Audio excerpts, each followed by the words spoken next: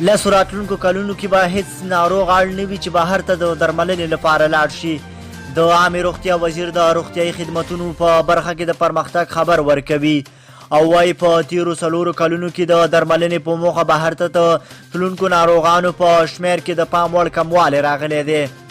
پیروزیدون پیروز په خپله یوه تازه مرکه کې ویلي له دې مخکې به افغانان هر کال 280 میلیونه ډالر په بهرنیو هیوادونو کې په درملنه لګول چې اوس دغه شمیره 210 میلیونه ډالرو ته راښکته شوې ده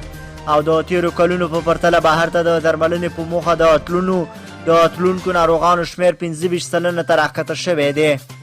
نوموړی وایي اوسمهال په هیواد کې د ګڼ شمېر ناروغیو د درملنې اسانتیاوې برابرې شوي دي او په دې برخه کې د لا ډېر پرمختګ هڅې روانې دي. د عامې روغتیا وزیر وایي راتلونکي 10 کلونو کې به هیڅ افغان ناروغ اړ نه وي چې بهر ته د درملنې په موخه ولاړ شي او ډېرې پیسې ولګوي.